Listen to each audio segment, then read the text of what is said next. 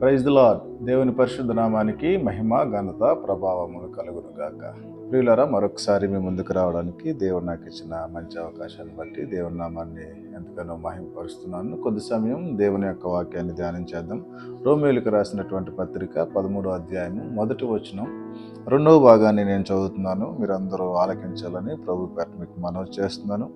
ఏలయనగా దేవుని వలన కలిగినది తప్ప మరి ఏ అధికారమును లేదు, ఉన్న అధికారములు దేవుని వలననే నియమింపబడి ఉన్నవి. దేవునికి మహిమ కలుగును గాక.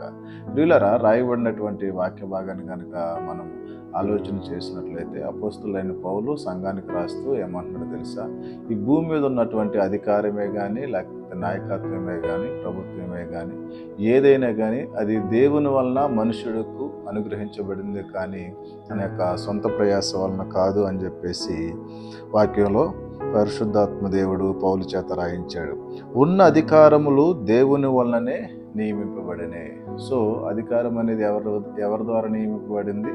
దేవుని ద్వారానే నియమింపబడింది. మనకి ఇష్టమున్నా లేకపోయినా, ఒక నాయకుడి మీద మనకు అభిమానం ఉన్నా లేకపోయినా, లేకపోతే ఒక అధికారి మీద మనకు పాజిటివ్ ఒపీనియన్ ఉన్నా నెగిటివ్ ఒపీనియన్ ఉన్నా, ఏదున్నా సరే ఆ యొక్క అధికారి అక్కడ దేవుని చేత నిర్ణయించబడిన వ్యక్తిగా మనకి వాక్యం ద్వారా చూడొచ్చు. సో ఆ యొక్క అధికారము దేవుడు అతనికి ఇచ్చాడు కాబట్టి ఆ యొక్క అధికారం పొందినటువంటి వ్యక్తి దేవునికి లోబడి అధికారము లేకపోతే తనకి ఇచ్చినటువంటి పని ఏదైతే ఉందో ఆ యొక్క నియమ నిబంధనల ప్రకారం చేయాలని చెప్పేసి తనకిచ్చినటువంటి ఆ యొక్క ఉద్యోగ ధర్మము లేకపోతే అధికారం ధర్మం పట్టు నడవాల్సి వస్తుంది. అయితే ప్రియులరా, ఎందుకు ఈ మాట నేను జ్ఞాపకం చేస్తున్నానంటే, అధికారమును బట్టి చాలా అహంకారంగా ప్రవర్తించే వారు ఉన్నారు. లేకపోతే వారికి ఉన్నటువంటి పరపతిని బట్టి, నాయకత్వాన్ని బట్టో, లేకపోతే నాయకుడిగా నిలబడిన విధానంను బట్టో ఈ దినాన స్వార్థపూరితంగా లేకపోతే వారి యొక్క సొంత జనాంగానికి మేలు చేసేవారిగా వారి యొక్క అధికారాన్ని, నాయకత్వాన్ని, ప్రభుత్వాన్ని నడిపించుకునేవారిగా మనకి బయట సమాజంలో కనబడుతుంది. కానీ అదే దేవుని వాక్యంలో రాయబడుతుంది. దేవుడు అంటున్నాడు, అధికారం నేనే ఇచ్చాను, దాన్ని తీసివేయడానికి కూడా నేనే సమర్థుని, ఏదైనా చేయడానికి నాకు ఈ భూమి మీద సార్వభౌమాధికారం ఉందని చెప్పేసి వాక్యంలో రాయబడింది. ఎందుకు ఈ మాటలు జ్ఞాపకం చేస్తున్నానంటే, ప్రియులారా, పరిశుద్ధ గ్రంథంలో నుంచి నేను మీకు ఒక వ్యక్తిని చూపించాలని ఆశపడుతున్నాను. ఆయన ఎవరు అని అంటే, ప్రియులారా, వాక్యంలో రాయబడింది అతని పేరు యెరోబాము. యెరోబాముతో దేవుడు అంటాడు, ఏమంటాడో తెలుసా? మొదటి రాజుల గ్రంథము 14వ అధ్యాయము కొన్ని వచనాలు మనకు అక్కడ కనబడుతుంది. ఇదిగో, దావీదు తన యొక్క కుటుంబాన్ని ఏ విధంగా నేను ఇశ్రాయేలు ప్రజల ఎదుట రాజుగా, రాజ్యముగా అతన్ని స్థిరపరిచాను, నిన్ను కూడా నేను ఆ విధంగా స్థిరపరుస్తాను, నిన్ను కూడా నేను ఆ విధంగా ఏర్పాటు చేస్తానని చెప్పేసి యెరోబాము మీద దేవుడు కృప చూపించి ఏం చేశాడంటే ఆ యొక్క ఇశ్రాయేలు ప్రజలకు రాజుగా నియమిస్తే, ఈ యొక్క యెరోబాము రాను రాను తన యొక్క ఆలోచన ఏ విధంగా మారిపోయిందంటే, ప్రియులారా, నేను చదువుతున్నాను చూడండి. 12వ అధ్యాయము మొదటి రాజుల గ్రంథము 27వ వచనంలో ఈ విధంగా రాయబడి ఉంటుంది. యెరోబాము తన హృదయమందు తలంచి ఆలోచన చేసి 2 బంగారపు దూడలు చేయించి జనులను పిలిచి, యెరూషలేమునకు పోవుట మీకు బహు కష్టము, ఇశ్రాయేలు వారులారా, ఐగుప్తు దేశముల నుండి మిమ్మల్ని రప్పించిన మీ దేవుడు ఇవే అని చెప్పి ఒకటి బేతేలునందును ఒకటి దానునందును ఉంచెను. దాను వరకు ఈ రెంటిలో ఒక దానిని జనులు పూజించటం వలన రాజు చేసిన కార్యము పాపమునకు కారణమయ్యను. పిల్లలు, ఇక్కడ చూడండి, అధికారం ఇచ్చినటువంటి దేవుణ్ణి ఆరాధించకుండా యెరోబాము ఏం చేస్తున్నాడంటే దేవునికి వ్యతిరేకమైనటువంటి పని చేస్తున్నాడు. ఏంటి ఆ పని అంటే, జీవము గల దేవుణ్ణి ఆరాధించాల్సినటువంటి యొక్క ఇశ్రాయేలు ప్రజల్ని మిమ్మల్ని ఐగుప్తు నుంచి తీసుకొచ్చింది, ఇగో ఈ యొక్క దూడలే ఆ దేవుడు అని చెప్పేసి ప్రజలను మభ్యపెట్టి ఆ యొక్క ఉన్న ప్రాంతంలోనే ఆరాధన చేసుకోవడానికి, జీవము గల దేవుని మందిరం ఉన్నటువంటి యొక్క యెరూషలేముకి వెళ్ళనివ్వకుండా ఈ యొక్క పరిపాలన చేస్తున్నటువంటి ఈ ప్రాంతంలోనే మీరు ఆరాధన చేసుకోనని చెప్పేసి ప్రజల యొక్క భక్తి విధానాన్ని లేకపోతే వారి యొక్క విశ్వాసాన్ని డైవర్ట్ చేసి యెరోబాము ఏం చేశాడంటే స్వార్థపూరితంగా ఆలోచన చేసి తన యొక్క అధికారము నిలబెట్టుకోవాలని, తన యొక్క రాజ్యాన్ని నిలబెట్టుకోవాలని, తానే రాజుగా ఉండాలనే ఒక స్వార్థపూరితమైన ఆలోచనతో ఏం చేశాడంటే ప్రజల యొక్క విశ్వాసాన్ని, ప్రజల యొక్క ఆలోచనని డైవర్ట్ చేసినట్లుగా మనకి కనపడుతుంది. అయితే ఇక్కడ రాయబడిన మాట ఏంటో తెలుసా? పూజించుట వలన రాజు చేసిన కార్యము పాపమునకు కారణమైన. సో ఈ యొక్క పని దేవుని యొక్క దృష్టికి పాపముగా ఎంచబడిందంటే, ఎందుకు పాపముగా ఎంచబడిందంటే మీరు గమనించాలి. అధికారం ఎవరిచ్చారు? రాజుని ఎవరు చేశారు అంటే దేవుడే పిలిచి అధికారాన్ని ఇచ్చాడు, రాజుగా చేసి నేనే నిన్ను స్థిరపరుస్తానన్నాడు. కానీ యెరోబోము యొక్క ఆలోచన ఏమైపోయింది?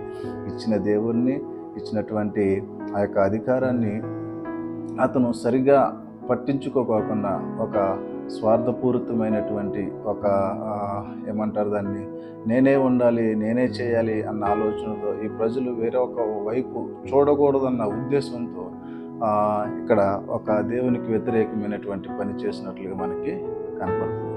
ఎందుకు ఈ మాటలు ఎంతసేపు నేను మీకు చూపిస్తున్నానంటే ప్రియులారా, ఈ దినాన్ని కూడా మనం సమాజంలో చూసినట్లయితే ఎలా ఉందంటే పరిస్థితి, ఇచ్చినప్పుడు అధికారం కొరకు, లేకపోతే ఒక వ్యక్తి నాయకుడిగా నిలబడినప్పుడు, లేకపోతే ప్రభుత్వంలో ఉన్నప్పుడు, లేకపోతే సమాజంలో ఒక మంచి స్థితిలో ఉన్నప్పుడు ఆ యొక్క ఇచ్చిన స్థితి లేకపోతే ఉన్నటువంటి పొజిషన్ ఏదైతే ఉందో అది దేవుని వలన కలిగింది. అందుకే నేను మొట్టమొదటి చెప్పాను, అధికారము దేవుని వలన వచ్చేది, దేవుని వలన కలిగింది. వచ్చిన తర్వాత ఏమైపోతుందంటే స్వార్థం పెరిగిపోతుంది, ఆశ పెరిగిపోతుంది, లేకపోతే నేనే ముందుండాలి, లేకపోతే నా ద్వారానే ఏదే జరగాలి, నాకు సంబంధించింది, లేకపోతే నా విశ్వాసమే, లేకపోతే నేను చెప్పిందే జరగాలన్న ఒక భయంకరమైన పాపపూరితమైన ఆలోచనతో మనిషి ఉండడం వల్ల ఏం జరుగుతుందో తెలుసా పిల్లరా? అది దేవునికి వ్యతిరేకమైన ఆలోచన అయిపోతుంది. అలా ఉంటే దేవుడు ఏమంటున్నాడు తెలుసా? ఇక్కడ 14వ అధ్యాయము చూడండి, నేను చదువుతున్నాను. 14వ అధ్యాయం 15వ వచనంలో, మొదటి రాజుల గ్రంథము, మరియు తానే పాపము చేసి ఇశ్రాయేలు వారు పాపము చేయుటకై కారకుడైన యెరోబాము పాపమును బట్టి ఆయన ఇశ్రాయేలు వారిని అప్పగింపబోచున్నాడు. ఇలా చేయడం వల్ల అతను నష్టపోయాడు, ప్రజలు కూడా నష్టపోయినట్లుగా ఇక్కడ వాక్యంలో రాయబడింది.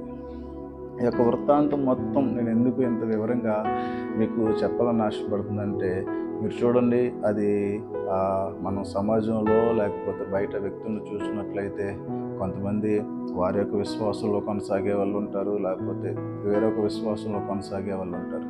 కానీ ఒక అధికారిగా, ఒక నాయకుడిగా, ఒక పాలకుడిగా అందరినీ సమానంగా చూడవలసినటువంటి బాధ్యత ఆ యొక్క అధికారి ఉంది.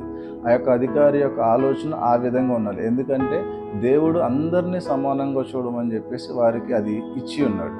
అలా ఇచ్చి ఉన్నప్పుడు అదేవిధంగా ఈ యొక్క పొందుకున్నటువంటి వ్యక్తి కూడా పాలన చేయాలి, లేకపోతే సమానంగా వ్యవహరించాలి.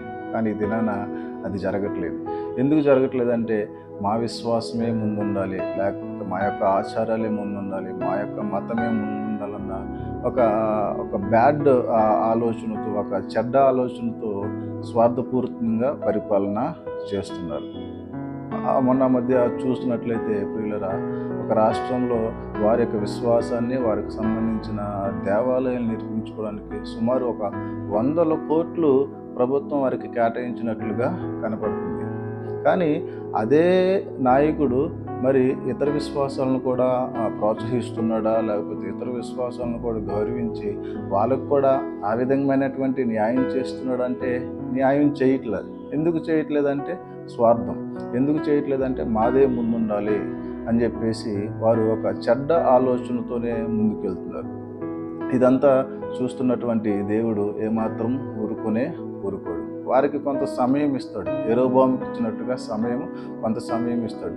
సరి చేసుకుంటే పరిస్థితులు వేరే విధంగా ఉంటాయి. సరి చేసుకోకపోతే ఇచ్చిన దేవుడే ఆ యొక్క అధికారాన్ని, ఇచ్చిన దేవుడే ఆ నాయకత్వాన్ని తీసివేసే అవకాశం ఎక్కువగా కనబడుతుంది. కాబట్టి ఈ మాటలు వింటున్న ప్రియ సహోదరి సహోదరుడా, మనము ఎంతవరకు కేవలము మనకు సంబంధించిన విషయాలే మనము పట్టించుకుంటూ ముందుకెళ్ళకుండా మాత్రమే కాకుండా బయట జరుగుతున్న విషయాలను కూడా మనం పరిగణలోకి తీసుకుని మన యొక్క దైనందిక జీవితాల్లో మనం ప్రార్థించేవారిగా మంచి నాయకత్వం కొరకు, మంచి పాలన కొరకు, మంచి సమాధానకరమైన సమాజం కొరకు మనం ప్రార్థించాలని ఒక సేవకుడిగా మీకు జ్ఞాపకం చేస్తున్నాను. ఎందుకు ఈ మాటలు ఇంత వివరంగా నేను చెప్పాలని ఆశపడుతున్నానంటే, పరిపాలించాలంటే ఖచ్చితంగా మనిషికి, లేకపోతే పరిపాలనలో ఉండాలనుకున్నటువంటి వ్యక్తికి మతమో విశ్వాసమో నిజంగానే కావాలా? ఒక వ్యక్తి మంచి చేయాలని ఆశపడితే, లేకపోతే ఒక వ్యక్తి నిజంగానే ప్రజలకు సేవ చేయాలని ఆశపడితే, నీది మంచి మోటో అయితే, నీ దగ్గర మంచి ఉద్దేశం ఉన్నట్లయితే, దేవుడు తప్పకుండా నీ పక్షాన న్యాయం వహించి నీకు అధికారం ఇస్తాడు. స్వార్థపూరితమైనది నీది యొక్క ఆలోచన మారిపోయినట్లయితే, నేను చెప్తున్నాను, అది ఖచ్చితంగా నీకు నష్టాన్ని కలుగజేస్తుంది, సమాజానికి కూడా నష్టాన్ని కలుగజేస్తుంది. కాబట్టి అటువంటి వారి దగ్గరికి నాయకత్వం వెళ్ళకుండా, అధికారం వెళ్ళకుండా, ఒక విశ్వాసిగా జీవము గల దేవుణ్ణి నమ్మి ప్రార్థిస్తున్నటువంటి నీవు నేను కూడా అటువంటి ప్రార్థన చేయాలని తెలియచేస్తూ ఈ మాటలు మీకు జ్ఞాపకం చేస్తున్నాను. అట్టి కృపా దేవుడు మనందరికీ అనుగ్రహించునుగాక.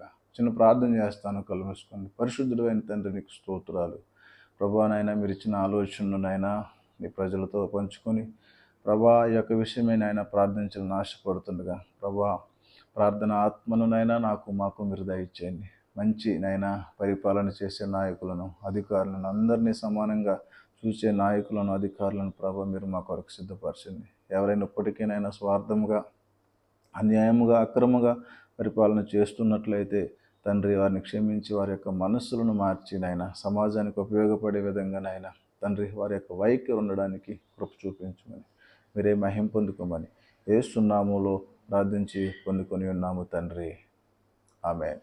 ఆమేన్.